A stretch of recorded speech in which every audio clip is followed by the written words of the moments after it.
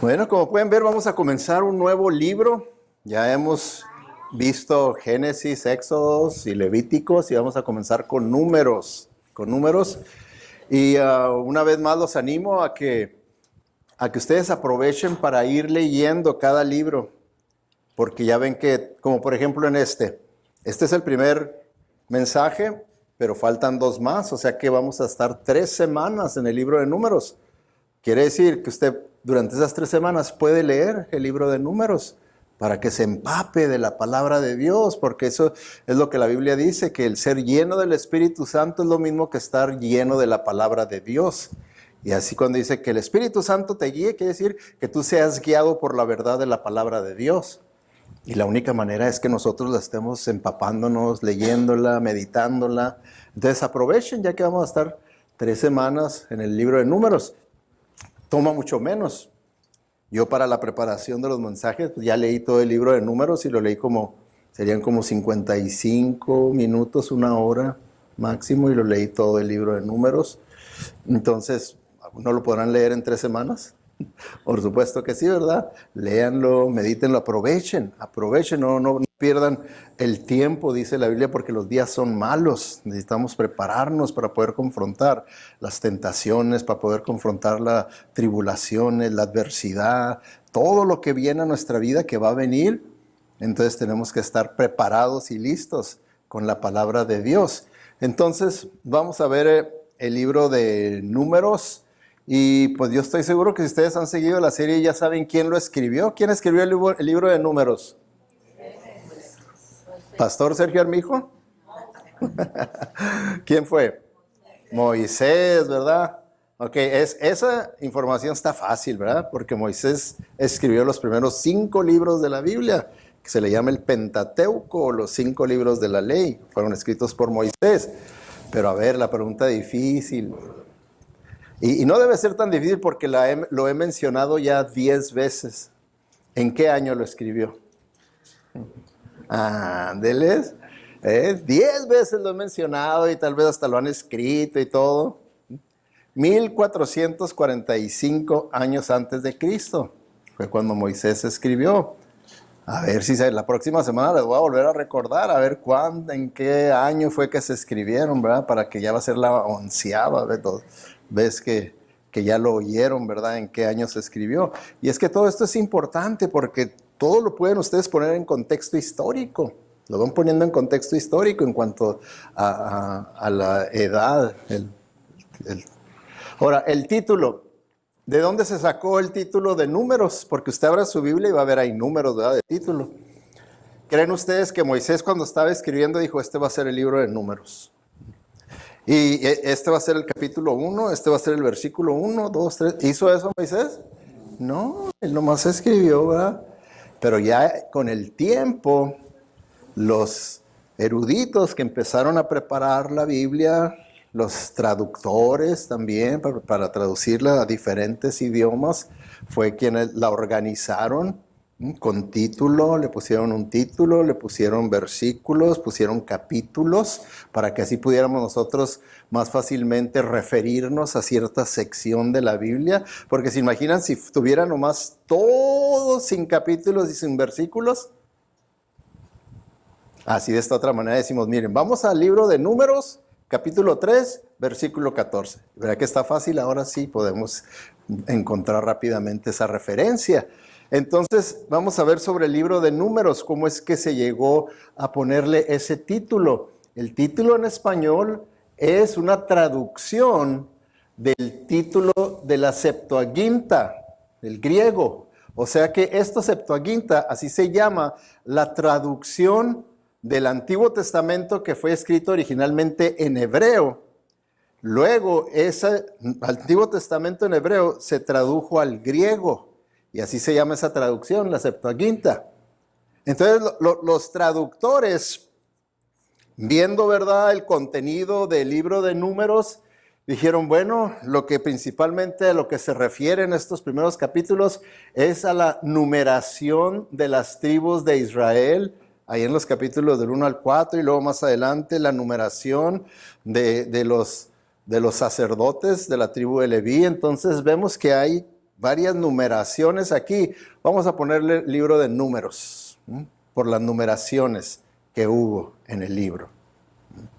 ¿Qué es lo que ahorita estamos haciendo aquí en Estados Unidos? ¿Verdad que se está haciendo un censo? Que eso es lo que Moisés hizo, un censo. Numerar, ver cuánta gente tenía, cuántos sacerdotes de la tribu Leví había. Entonces hizo censos, numeró, y entonces por eso es que le pusieron ellos, dijeron, bueno, así es. Pero en el original hebreo, los hebreos tenían, o lo designaban con un título diferente.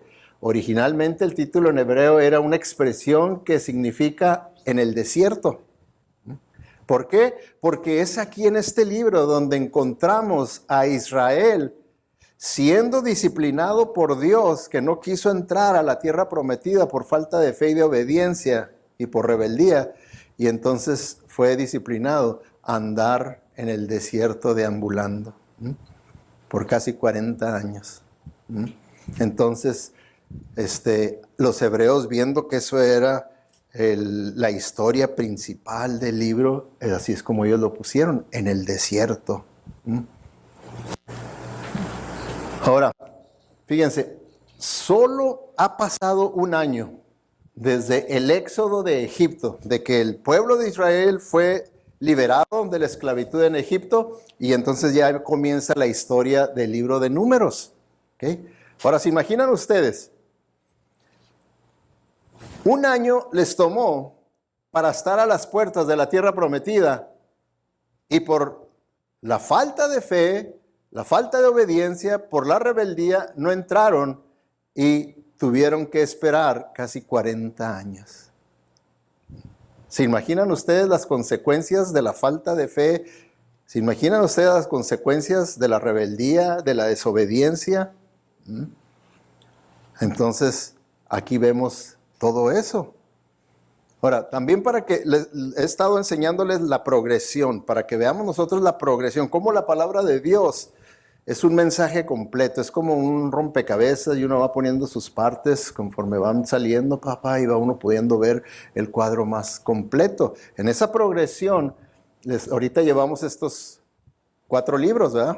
Vamos a comenzando ahorita con el número de números, pero ya pasamos por Génesis, Éxodo y Levítico, y la progresión que hemos visto es que en Génesis vemos la caída del hombre. Caímos en pecado. En el Éxodo viene la salvación a través de la sangre del Cordero. ¿Se acuerdan? Vimos todo eso. En Levíticos vimos que es el libro en el que el Señor les da las instrucciones para santificarse, hasta les establece el tabernáculo para que ellos pudieran adorar al Señor. Y en Números, la palabra que podemos ver es caminar, ¿verdad? Porque ahí es donde vemos que empieza la marcha de ellos. Y eso lo vamos a estar usando como una alegoría. Esa marcha, ese caminar de ellos por el desierto a través de todos esos años, lo vamos a usar como una alegoría para nuestro caminar por esta vida también. Caminar por esta vida. Vemos, ¿verdad?, en Génesis que la relación con Dios fue rota, pero en Éxodo es restaurada. Es restaurada. Y ahora en Levítico vemos que como la relación fue restaurada, ahora pueden entrar en adoración ante la presencia de Dios. Pueden entrar en adoración, y al entrar a la presencia de Dios en adoración va a haber cambios en nuestra vida, va a haber transformación de tal manera que va a guiarnos a que seamos obedientes.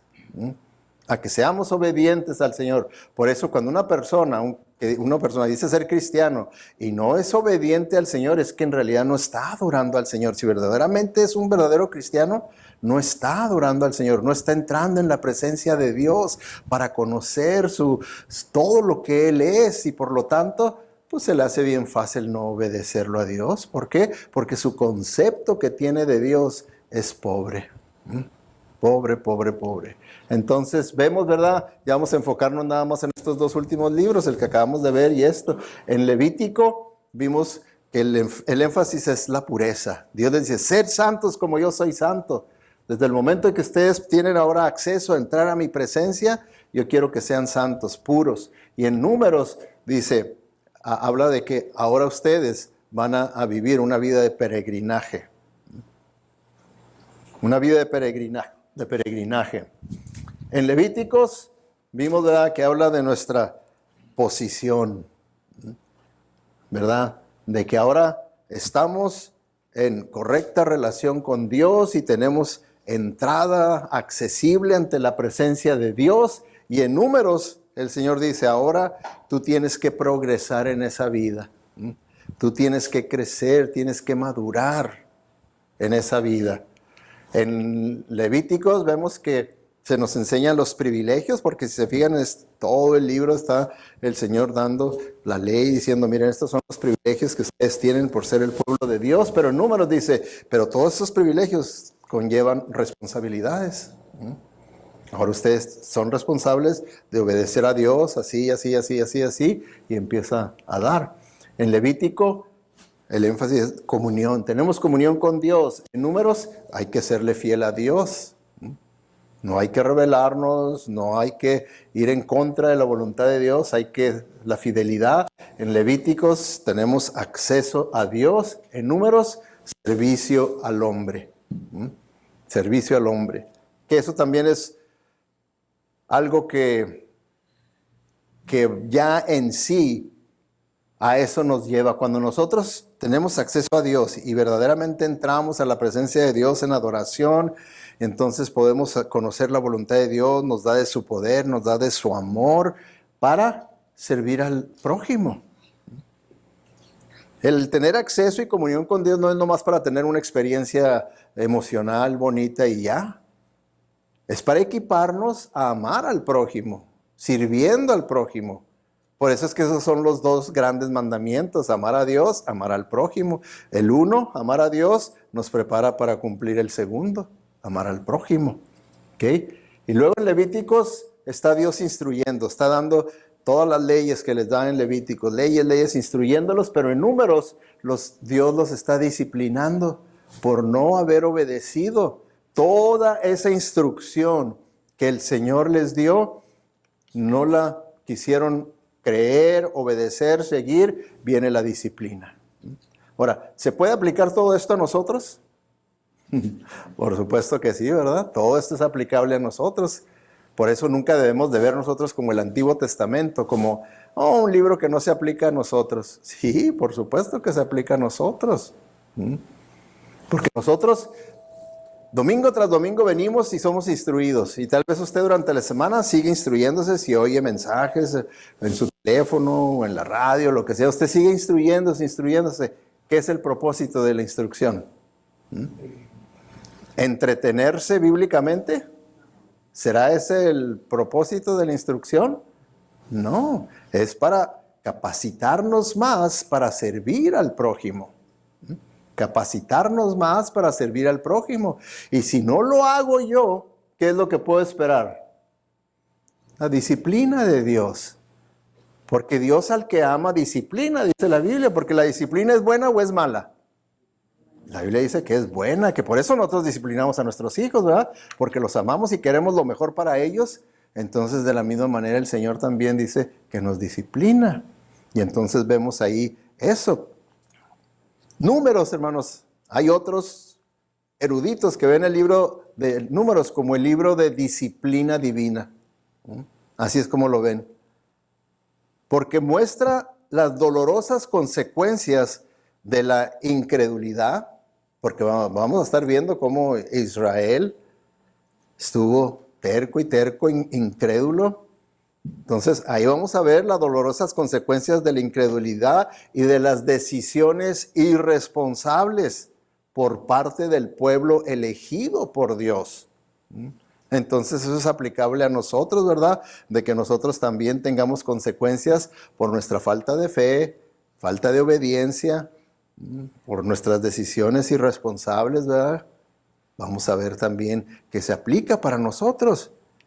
¿Por qué? Porque básicamente es la historia, el libro de Números de Israel, mientras que ellos deambulaban por el desierto, por todo el desierto, antes de poder ocupar la tierra prometida, la tierra de Canaán.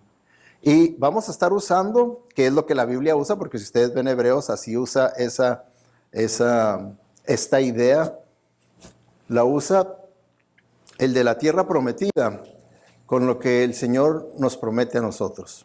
El Señor nos promete a nosotros que si nosotros lo obedecemos, le seguimos con fe y le obedecemos, nosotros vamos a entrar, vamos nosotros a experimentar su promesa, el que Él vino para darnos una vida abundante y feliz. Esa es la tierra que abunda de leche y miel. Esa es la analogía en el Nuevo Testamento. Es la promesa de entrar a la tierra prometida, esa tierra que fluye leche y miel. En el Nuevo Testamento la promesa es que si nosotros le obedecemos a Él y no nos rebelamos, podemos entrar a ese estado de bendición que Dios ha prometido para su pueblo, que es el de experimentar una vida abundante y feliz. ¿Okay? Y si nosotros no seguimos al Señor en obediencia y tenemos rebeldía, nos la vamos a perder, como se la perdieron toda esa generación. Nos la vamos a perder. Entonces, vemos, ¿verdad? Que eso es lo que representa. Vamos a ver sobre el bosquejo del libro de Números, ¿verdad? Y vamos a ver, ¿verdad? Que hay un tema clave, ¿verdad? Aquí, en este tema clave, podemos decir que aquí está el resumen del libro: el fracaso del hombre y la fidelidad de Dios. ¿Se fijan? Eso es algo que debemos de entender, que el Señor nos ha dicho, que aun cuando nosotros seamos infieles, Él permanece, ¿qué? Fiel. Así como el pueblo de Dios aquí fracasó, el Señor se mantuvo fiel. Se mantuvo fiel. Porque muchas veces podemos nosotros ser engañados y creer que todo está bien en mi vida porque pues tengo comida, tengo techo, tengo buen carro, tengo buen trabajo, podemos saber. Es nomás por la fidelidad de Dios, pero puede ser que usted esté fracasando en su relación con Dios, en su obediencia a Dios. Porque el pueblo de Israel fracasó y no pudo entrar a la tierra prometida, no pudo experimentar la vida abundante y feliz, la tierra que fluye leche y miel, no la pudo experimentar. Así nosotros también, por nuestra incredulidad, nuestra falta de fe y desobediencia, podemos perdernos eso. Pero el Señor sigue proveyéndonos para nosotros porque Él es fiel, Él es bueno. Él es fiel y Él es bueno. Entonces debemos de poder discernir una cosa y la otra y no confundirlas y decir, no, yo lo más seguro es que yo estoy bien con Dios, estoy en la tierra que fluye leche y miel, porque miren, no me falta nada. Y debemos tener cuidado. ¿Por qué? Porque el pueblo de Israel fue disciplinado por Dios, no entró a la tierra y anduvo casi por 40 años deambulando. Y verdad que el Señor siguió proveyéndoles de comida, de agua, los protegió del sol con una nube de día, la noche del frío con una columna de fuego, y los protegió de las bestias salvajes. O sea que Él los siguió protegiendo a pesar de que habían fallado. Entonces debemos de tener discernimiento para poder ver que si nosotros estamos fallándole a Dios, Él no nos va a fallar, pero si nosotros somos los que le estamos fallando a Dios, porque Él no nos va a fallar. Vamos a ver, los versículos clave están en el mismo capítulo, que son el capítulo 14, versículo 8 y 9, y luego versículo 22 y 23. Vamos a verlos para que veamos por qué son clave. ¿Okay? En Números 14, 8 dice, aquí Moisés está hablando con el pueblo y les está advirtiendo y los está animando. Son dos cosas, ¿verdad? Una advertencia también sirve, palabras de ánimo. Le dice, si el Señor se agrada de nosotros, Él nos llevará a salvo a esa tierra y nos la entregará. Es una tierra fértil donde fluyen la leche y la miel. ¿Okay? Entonces, ¿qué es lo que le está diciendo? ¿Qué es la condición? Si el Señor se agrada de nosotros. Si el Señor se agrada de nosotros. ¿Se fijan? Esa es la condición. ¿Cómo es que nosotros agradamos al Señor? Con obediencia. Es como con obediencia, es como le agradamos a Él. ¿Cómo le agradan sus hijos a usted? ¿Obedeciendo o desobedeciendo? ¿Verdad que es lo mismo? Cuando un hijo es obediente es de su agrado, es de bendición. Y dice, mi hija es bien noble, es bien bueno. ¿Por qué? Porque es sumiso y obediente a usted. No se rebela, no se pone en contra. Entonces, así también, nuestro Padre Celestial dice, si el Señor se agrada de nosotros, entonces vamos a entrar a esa tierra que fluye leche y miel. Lo mismo como les decía la analogía. Si el Señor se agrada de nosotros, su pueblo como cristiano, entonces vamos a entrar a esa vida abundante y feliz que Cristo dijo que Él venía a proveer. Entonces, en el versículo 9, fíjense lo que continúa diciendo, lo que es no agradar al Señor. Dice, no se rebelen contra el Señor. O sea que no vamos a agradar al Señor si nos rebelamos contra el Señor. Y no teman al pueblo de esa tierra. Para nosotros son como presa indefensa. Dice, ellos no tienen protección, pero el Señor está con nosotros. No le tengas miedo. Entonces, cuando nosotros nos guiamos por temores, cuando nosotros nos rebelamos contra el Señor y cuando nosotros preferimos seguir mejor nuestra propia agenda y decimos, no, yo tengo sentido común y de acuerdo a mi sentido común, esto es lo mejor que yo debo de hacer, cuando el Señor me dice, no, esto es lo que yo quiero que tú hagas, porque muchas veces la voluntad de Dios va en contra del sentido común. Como aquí, ¿verdad? Fue lo que pasó. El Señor les dijo, confíen en mí, yo ya tengo preparado toda esta gente que está en esta tierra que yo se los voy a dar a ustedes. No tienen mi protección, no van a tener nada de ayuda de parte mía y ustedes lo van a tener todo. ¿Quién va a ganar? ¿Los que tienen a Dios de su parte o los que no tienen a Dios de su parte? ¿Quién va a ganar? Claro, ¿verdad? Pero, ¿qué fue lo que hicieron ellos? Dijeron, no, hombre, vamos mejor a hacerlo más inteligentemente.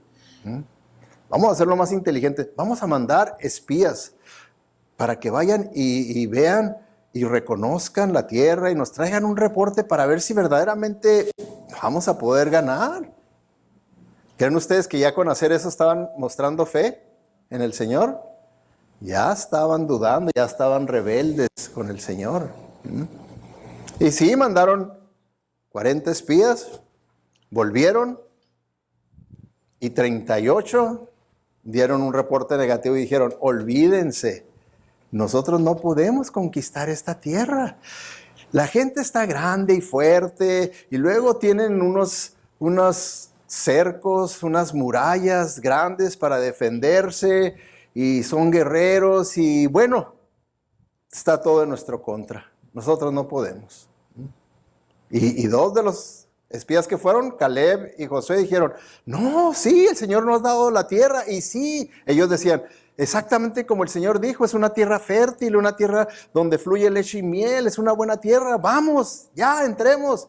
Y dijeron, no, y como la gente venía también igual, rebelde y sin fe, dijeron, nosotros no vamos, no vamos, vamos a nuestra muerte, aquí nomás vamos a quedar, nos sacaron de Egipto para irnos a enterrar acá, no vamos.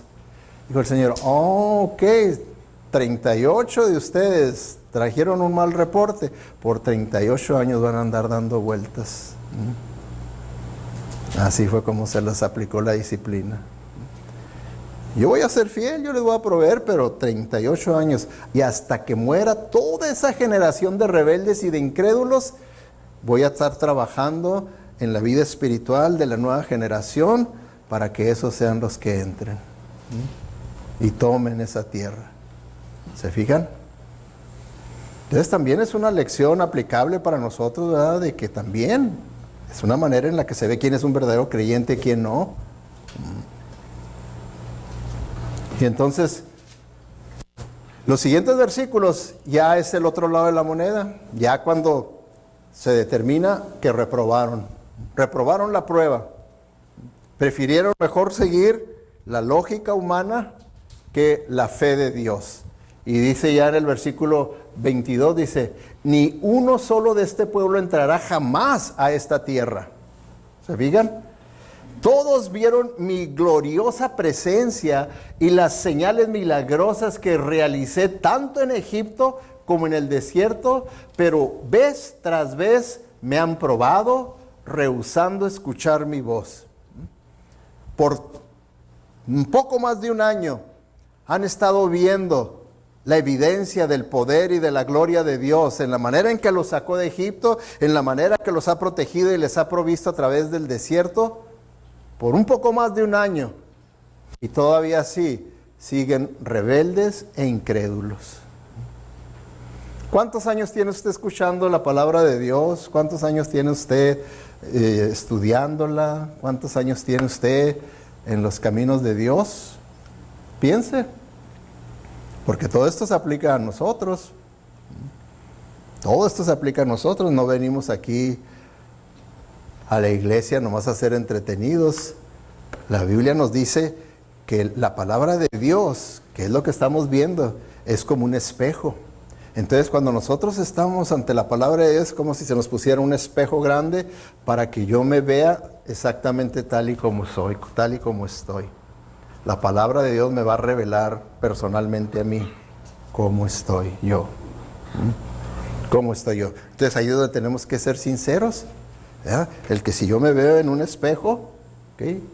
Me veo, no le voy a hacer. Me estoy engañando a mí mismo porque no tengo copete, ¿verdad? ¿Para qué me lo estoy peinando? Entonces, así nos puede pasar a nosotros, domingo tras domingo, tras domingo, tras domingo, estar expuestos al espejo de la palabra de Dios y nosotros estarnos engañando como que no vi la verdad, como que no escuché la verdad acerca de mí. Ok, entonces, fíjense, si se fijan ustedes, en el versículo 23 dice, ni siquiera verán la tierra que juré dar a sus antepasados. Ninguno de los que me trataron con desdén la verá. ¿Okay? Ninguno de los que me trataron con desdén la verá. ¿Qué quiere decir la palabra desdén? Es importante, ¿verdad? Para pensar, ¿he tratado yo al Señor con desdén? Porque eso fue lo que causó la disciplina para el pueblo de Dios, ahí en el libro de Números. Pues yo no quiero caer en la disciplina de Dios al tratarlo con desdén, ¿verdad? Ahí les voy a decir, desdén, ¿qué significa? Significa no prestar atención, significa ignorar, significa rechazar. Cuando nosotros no prestamos atención, como les digo, al espejo de la revelación de Dios y no prestamos atención, estamos en realidad tratando al Señor con desdén, como que no es importante lo que Él me mostró, lo que Él me enseñó, no es importante. Yo puedo seguir con mi vida, al cabo que no me falta comida, no me falta techo, no me falta dinero, no me falta trabajo, no me falta... Que el Señor es fiel, pero que tú, en tu relación, ¿tú eres fiel a Él o lo tratas con desdén? Ignorar, el de salir de aquí y olvidarme de todo lo que escuché y seguir con mi vida egoísta adelante. Rechazar, es una forma de rechazo lo que el Señor me está enseñando. ¿Ok? Entonces, aquí vemos, estos son los pasajes claves del libro de Números. ¿Ok? Son los pasajes claves. Vamos a ver el bosquejo del libro. Es siempre importante porque cuando uno ve el bosquejo del libro, pues ya uno ve en forma resumida el contenido del libro. Y aquí, ¿verdad? En Números, primero vemos que están ahí al pie del monte Sinaí. Y ahí están obedeciendo al Señor. En Números capítulo 1 hasta el capítulo 9, porque los vemos ahí, se está numerando a todos los soldados, la población, se está numerando a los sacerdotes, están organizándose las tribus, exactamente cómo habrían de estar divididas las tribus, están asignándose deberes a cada quien, están purificando a la gente de acuerdo a la ley, están dedicando el tabernáculo, están celebrando la Pascua. Entonces ahí en esos primeros 9 capítulos es lo que vemos, que están ahí en el Sinaí. Luego vemos que van a Cades Barnea. Ahí es el lugar donde está la entrada para entrar a la tierra prometida. Entonces van en camino a Cades Barnea, pero la gente va quejándose. Y van quejándose. Ahí del versículo 9 al 12 van a encontrar que van quejándose y quejándose y quejándose. A tal grado llega la queja y la rebeldía que hasta los hermanos de Moisés, Aarón y Miriam, también se ponen en contra de Moisés. ¿Se imaginan ustedes cómo se puede sentir un líder que todos están en su contra? Y él simplemente lo que está haciendo es la voluntad de Dios. Y todos están en su contra. Hasta su hermano, que era el líder de los sacerdotes. La hermana, que era la que tenía influencia sobre las mujeres. Y todos contra él. Y ahí van para la tierra prometida. Y ahí van con quejas, con pleitos, divisiones. Y ahí van. Entonces llegan ahí en Cades Barnea. Y ahí se rebelan contra el Señor. Allá tentaron al Señor con sus rebeldías contra el líder. Acá se rebelan contra el Señor y dicen, no podemos entrar. Aquí no vamos a entrar. ¿Ok? Ahí se rebelan contra el Señor, explorando la tierra prometida, mostrando falta de fe y de obediencia al Señor, negándose a reclamar la tierra que el Señor les había prometido, alejándose de la tierra prometida, dando la espalda y diciéndole, no podemos, vámonos. Y entonces ya vemos, ¿verdad?, en los versículos 15 al 20, que ya están en el desierto. Y ahí el Señor aprovecha para empezar a trabajar en una nueva, en los hijos, en esa nueva generación que viene, empieza el Señor a trabajar en ellos, a enseñar. ¿Por qué? Porque esa primera generación que salió de Egipto reprobó rotundamente, y el Señor va a decir, hasta que no caiga el último, mueran, van a poder entrar esta nueva generación. Y los únicos dos de esa generación vieja que van a poder entrar van a ser Josué y Caleb, porque trajeron reporte positivo con fe. Son los únicos dos que van a poder entrar. Y eso lo vamos a ver más en el libro de Josué, ¿verdad? Es parte de esa historia. ¿Okay? Pero aquí vemos, ¿verdad?, en el desierto aprendiendo del Señor. Y luego en Moab ya vemos un nuevo comienzo del Señor. Aquí ya vemos, ¿verdad?, esa nueva generación con fe, dispuesta a confiar en el Señor, entrar y conquistar, y conquistaron la tierra prometida. ¿Okay? Entonces, es algo, ¿verdad?, que nosotros debemos de verlo con aplicación para nuestra vida, todo eso, ¿verdad? Porque, pues, en esa escuela del desierto, y acuérdense que estamos haciendo la analogía, el ir a través de esta vida, la Biblia lo presenta como ir en peregrinaje por el desierto.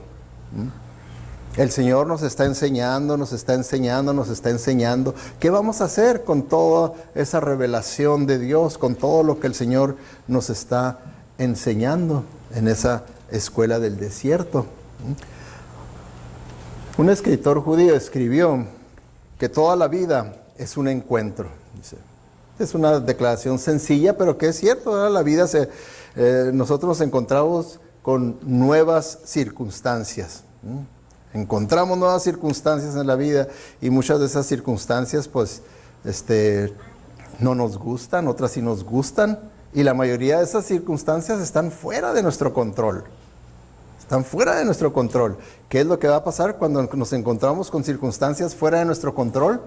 Ahí es cuando nosotros tenemos que confiar en Dios y decir, pero Dios está en control de todo. Que no sea nada más un dicho, que sea una realidad que espiritualmente, verdaderamente nos estabiliza. emocional, espiritual, físicamente, nos estabiliza, decir, esto está fuera de mi control, esta situación, por lo tanto, lo dejo en las manos de Dios, porque Dios sí está en control de todo. Y verdaderamente lo dejo en las manos de Dios, no que decimos, lo dejo en las manos de Dios, pero, ¡ay, qué voy a hacer, qué voy a hacer, qué voy a hacer! Pues no lo dejaste en las manos de Dios, sigues tú creyendo que está bajo tu control y que yo tengo que hacer algo. Entonces podemos usarlo nada más como un dicho, pero no verdaderamente es una realidad en nuestra vida, ¿verdad? Y eso es lo que es la vida, un encuentro, ¿verdad? Nosotros nos encontramos y llegamos a conocer gente nueva, desarrollar nuevas relaciones. Nada más póngase a pensar cuántas personas usted ha conocido a través de los años que tiene viviendo. ¿Cuántas personas? La vida es encontrar nuevas ideas, algunas nos gustan, algunas otras no nos gustan. La vida es el llegar a conocernos a nosotros mismos, y que eso es bien importante y periódicamente lo tenemos que hacer. Y a veces, ¿verdad?, llegamos a ver y decir, ay, estaba engañado acerca de mí, ¿verdad? Estoy más feo de lo que yo creía. Espiritualmente, ¿verdad? Espiritualmente. O al revés, porque muchas veces sabemos, ¿verdad?, que es algo que tiene uno que entender, que el enemigo ataca con culpabilidad falsa, con algo que ya el Señor nos perdonó, ya aquello quedó cubierto con la sangre de Cristo Jesús, pero no falta que una persona o Satanás siga queriéndonos traer culpabilidad por algo que quedó solucionado ante el trono de Dios y que debe quedar solucionado en mi conciencia, y seguimos castigándonos por aquello, ¿verdad?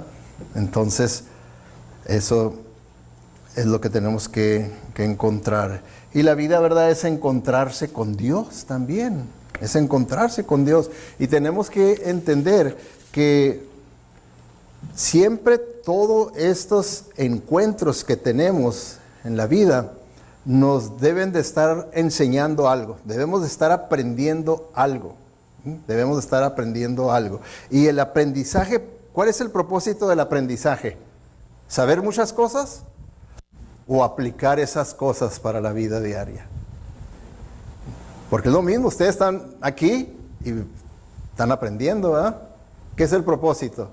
¿Para ser entretenidos bíblicamente o para aplicar esas cosas para su vida diaria? Para eso debe de ser. No importa la edad que usted tenga, usted lo debe de tomar y aprender para que pueda usted aprender y pueda madurar. Porque vamos a estar aprendiendo, ¿verdad?, lecciones sobre la vida. Porque las metáforas para la vida son muchas. Nosotros podemos ver la vida como una batalla, ¿okay? Podemos ver la vida como una carrera, ¿okay? Aquí en el libro de Números vemos que el pueblo de Dios vieron la vida como un viaje, como un peregrinaje, porque se imaginan 38 años andar a la vuelta y vuelta. Entonces, bien importante, hermanos, para Moisés y el pueblo de Israel, la vida era un viaje, pero un viaje muy especial. Y aquí es donde debemos nosotros de ponernos listos para aplicarlo a nosotros, a mí, ¿ok? No a mi cónyuge, no a mis hijos, no a mis padres, no, a mí, aplicárnoslo. Por eso, ese viaje especial era de la esclavitud a la libertad. Eso es lo que ellos habían experimentado. Ahora, ¿usted ha experimentado eso de salir de la esclavitud del pecado, venir al conocimiento de Cristo y experimentar la salvación por la gracia, por medio de la fe en Cristo Jesús? Es importante que usted lo pueda determinar con plena seguridad, que en este viaje de la vida usted también ya ha experimentado de la esclavitud a la libertad, y luego del infantilismo a la madurez. Porque ¿cómo se comportó el pueblo de Israel desde que salió de Egipto? Por un poco más de un año se comportaron como niños. quejándose y quejándose y quejándose. ¿Verdad que eso es característico de una persona inmadura? Un niño que está quejando. I want this, I don't want this, quiero esto y no quiero esto y ahora no quiero esto y ahora... Y cree que todo gira alrededor de ellos, de él, ¿verdad? Todo es acerca de mí, lo que yo quiero, y no escuchan. Mira que eso ni escuchan. No, I want that, I want... Pero mira que no te sirve. Así estaban. Y así podemos estar nosotros. Así podemos estar nosotros. En vez de llegar a la madurez. Que todo lo que hemos aprendido en este peregrinaje a través de nuevas personas, a través de todas las experiencias que hemos vivido, que nos están enseñando, que nos enseñen para lograr madurez. Y no quedarnos en el infantilismo. Que puede pasar, que nos quedemos en eso, ¿verdad? O sea, es un proceso de salir del egoísmo al servicio. Cuando una persona no tiene intenciones de servir al prójimo, es porque está centrado en sí mismo, es acerca de mi comodidad, es acerca de mi esto, de mi lo otro, de esto. O sea, se trata de mí, ya no es de obedecer al Señor, ya no es de negarme a mí mismo y seguir a Cristo en obediencia, no, ya no es de eso, no, negarme a mí mismo, no, al contrario, yo ya no me voy a negar. Hay personas que platicando con ella dicen, ¿sabe qué pasó? Yo por muchos años, yo ya me sacrifiqué y esto y lo otro y ya no más. Bueno, ¿qué pasa? Se frustran con la gente, pero ¿por qué también con Dios? Porque sí puede uno frustrarse con la gente, pero ¿por qué la va a llevar Dios? Dios no me ha fallado, Dios ha sido bueno. Todo, digo yo, ¿verdad? A veces con la palabra, con nuestras bocas, toda la honra y la gloria para ti, pero también estoy enojado contigo. Y así es lo que le pasaba al pueblo de Israel. Sí, Él nos sacó y todo, pero ¿para qué? No hemos comido carne asada, ¿verdad? Y nos están dando puros cornflakes y quejándose y quejándose de todo. En vez de ver la misericordia de Dios y seguían, ¿verdad?, con el infantilismo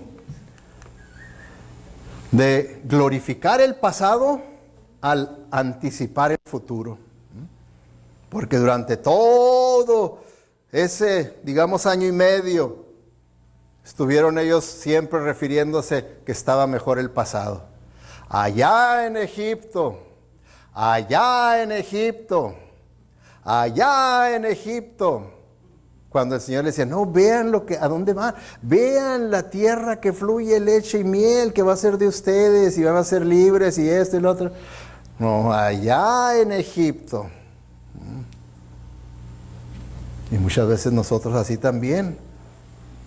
No tenemos esa esperanza y la fe de ver el futuro. Eso es lo que es la visión. Cuando la Biblia nos da visión, quiere decir que vemos claramente un mejor futuro para nuestra vida. Lo vemos. ¿Por qué? Porque el Señor nos lo da. Esa es su promesa. ¿Sí? Entonces, el ideal de la vida cristiana es que nosotros entremos a nuestra herencia, así como ellos, la herencia de ellos, el Señor dijo, esta es su herencia porque se las prometía a sus ancestros, la tierra que fluye a leche y miel, entren a su herencia. Nosotros, nuestra herencia es la vida abundante y feliz que Él nos ofrece. Esa es nuestra herencia. Y debemos de entrar a esa herencia, y se entra por fe, por obediencia. Solamente así se puede entrar a esa. Toda persona que nace de nuevo viene al lugar del Cades Barnea, ahí, a ese lugar donde está la puerta para entrar a la tierra que fluye leche y miel, para entrar a la vida abundante y feliz. Y ahí nosotros decidimos si entramos o no entramos. O si queremos nomás deambular en el desierto, pasar toda la vida nada más. ¿Sí? religiosos sin faltar a la iglesia, sí, pues claro que sí, vamos, como ellos siguieron todos al pie de la letra, todo lo que les decía, hay que ir al tabernáculo, hay que lavarse las manos así, hay que hacer este ritual y todo lo hacían, pero su corazón estaba lejos de Dios, lejos de Dios. No estaban viviendo la vida abundante y feliz que Dios les había dicho. Esa es tu herencia. Eso es lo que puede ser tuyo. ¿Okay? Entonces, nosotros, ¿qué debemos de hacer? Pues, no preocuparnos por los gigantes. Ellos dijeron, no hombre, ¿cómo vamos a conquistar esta tierra? Hay gigantes. Los veían grandes. Veían a la gente grande. Es lo que pasa cuando uno no tiene fe. Todo hasta le exagera. No hombre, ¿dónde? Los veían como gigantes. No, las murallas, no. ¿Quién va a poder penetrar esas murallas? Y esto y lo otro y toda clase. Entonces nosotros también podemos empezar a ser gigantes de las circunstancias, a ser gigantes, a poner ver grandes murallas que quién las va a poder sobrepasar. Cuando el Señor nos dijo, no, entra a tu herencia, ya es tuya la herencia. Es para que tú la tomes. No te preocupes, mejor que nosotros podamos decir como dijeron Caleb y Josué. ¿Qué fue lo que dijeron ellos? Oh, bueno, ahorita vamos a ver lo que dijeron ellos, pero hay que ver este otro punto también. Porque este punto, hermanos, también es para que nosotros lo meditemos y nos lo apliquemos. Desde el punto de vista de Dios, solo hay 3 lugares en este viaje. O sea que en nuestro viaje por esta vida, solo hay 3 lugares, ¿verdad? Que vamos a verlos, ¿verdad? Egipto, el lugar de la esclavitud, que parece seguridad. O sea que ya en nuestra aplicación para nosotros es una vida sin Cristo. Y que muchas veces vemos a personas en una vida sin Cristo, pero uno dice, pero tienen una buena vida, ganan buen dinero, se dan unas buenas vacaciones y yo los veo que se ríen y están contentos y uno ve eso, ¿verdad? Y puede uno hasta envidiar a los que están en Egipto, ¿verdad? Y luego viene Canaán, que era el lugar de la herencia donde Dios quiere darnos lo mejor. Esa era la tierra que fluye leche y miel, la tierra de Canaán. Era la tierra prometida. ¿Okay? Entonces, en nuestro peregrinar por esta vida, tenemos esas opciones. Ahí vivir en Egipto, entrar a Canaán, a esa vida abundante y feliz que el Señor me ofrece, o el desierto, deambular por esta vida, el lugar de la incredulidad, la disciplina y el fracaso de no hacer las cosas buenas que Dios ha planeado para nosotros. Esas son las 3 cosas en las que nosotros debemos de pensar. ¿Ok? Y es por eso que es mejor que nosotros tengamos la actitud de Josué, la actitud de, nomás imaginan ustedes, de 40 que fueron, nomás Josué y Caleb tuvieron fe, trajeron un buen reporte y dijeron, el Señor está de parte nuestra, así que no les tengan miedo. Al oír que estaban siendo controlados por el temor, dijeron, pero ¿cómo vamos a tener miedo si el Señor está de parte nuestra? Y mucho que nosotros experimentamos en esta vida que no nos permite verdaderamente entrar a esa clase de vida que el Señor quiere que tengamos, son los temores, pero temor al fracaso y temor al que vaya a decir la gente, temor a esto, temor a lo otro, y los temores nos están frenando para que no hagamos todo lo que el Señor quiere que hagamos. Y nos está frenando cuando no debería de frenarnos. Entonces el Señor está de parte nuestra. Por encima de todo, en el viaje de la vida, nosotros debemos de estar seguros de que estamos siguiendo al Señor, no nomás siguiendo la religiosidad. Él va adelante de nosotros. Él dijo, yo voy adelante de ti, yo te voy a guiar. Y no debemos mirar nosotros hacia atrás. Ni tener hambre de la antigua vida de Egipto. No, adelante. ¿Por qué? Para terminar, vean este salmo, dice, prueben y vean que el Señor es bueno. Feliz el hombre que en Él confía. Feliz el hombre. Aquí en esta traducción de Dios habla hoy, traducen feliz. La palabra más correcta en la traducción es bendecido o bendito el hombre. Y es porque esta palabra bendecido o bendito incluye muchas cosas. Yo en una ocasión tenía un libro que no lo he vuelto a encontrar y lo presté y no sé a quién, pero de eso hablaba. Era un libro chico de 5 capítulos, pero explicaba el significado de esta palabra. Todo lo que tenía, y luego venía con historias, ¿verdad?, de lo que es esto, ¿verdad? El que cuando uno confía en el Señor, cómo el Señor bendice. Las diferentes maneras en las que Él bendice. Y ahí presentaba muchos ejemplos bíblicos de cómo el Señor bendice. Pero entonces dice el Señor, prueben. ¿Acaso lo hemos probado? Constantemente estamos probando la bondad del Señor. Porque yo estoy seguro que si les pregunto, ¿ha sido bueno el Señor con ustedes? ¿Qué dirían? Porque han probado la bondad de Dios. Han probado, entonces dice, prueben. Entonces ya probamos. Y vean que el Señor es bueno, pues sí, el Señor es bueno, podemos reafirmar. Entonces ahora nos dice, entonces ahora confía en Él y Él te va a bendecir. Confía en Él porque estás confiando en un Dios bueno, no te va a llevar por un mal camino, no te va a hacer que hagas algo que sea para tu mal. No, confía en Él, confía en Él. No confíes en cualquier otra cosa, en las circunstancias de la vida, no confíes en esto, confía en Él. No te dejes llevar, porque muchas veces nuestro problema más nosotros en este sistema que vivimos es en el sentido común.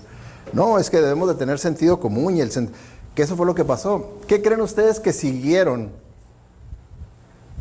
el pueblo de Israel al llegar a las puertas de la tierra prometida? ¿El sentido común o la fe? El sentido común. Entonces nunca le confiemos al sentido común como si fuera más poderoso que la fe, que la palabra de Dios, que la revelación de Dios, que la voluntad de Dios. El sentido común puede ser que nos esté guiando a rebelarnos contra la voluntad de Dios. El sentido común a veces, porque si se fijan, esa situación en sentido común pueden haber dicho ellos, ¿saben qué? Vamos a ser inteligentes aquí, vamos a analizar bien esta situación. ¿Cómo que nomás hacia, vámonos ya, el Señor está con nosotros y a conquistar la tierra? No, vamos a ver, vayan primero a ver si es cierto que podemos. ¿Verdad que ese sentido común ya estaba privándolos de vivir por fe?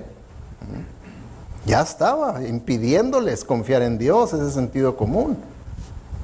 Y continuaron, vino, claro, ¿qué esperaban de reporte? Ellos que eran ex esclavos y que venían marchando por el desierto, claro que tenían que esperar un reporte de que estaban mejor aquellos que ellos, ¿verdad? Que estaban bien resguardados, que estaban bien comidos, que estaban bien cuidados, que no vivían en carpas, tenían edificios y todo. Claro que tenían que recibir un reporte que estaban ellos mejor que ellos, pero el Señor les dijo, pero yo no estoy con ellos, estoy con ustedes. Y yo soy el que les voy a dar la tierra, la victoria a ellos. Así es como nosotros tenemos que cumplir con ese versículo. Confía en el Señor y Él te bendecirá. Él te bendecirá. Oremos. Padre Celestial, te damos gracias, Señor, por tu palabra, Señor, que es nuestro manual que tú nos has dejado para saber cómo conducirnos a través de esta vida. Y queremos, Señor, no seguir el ejemplo de esta generación de judíos que salieron de la esclavitud solo para morir en el desierto.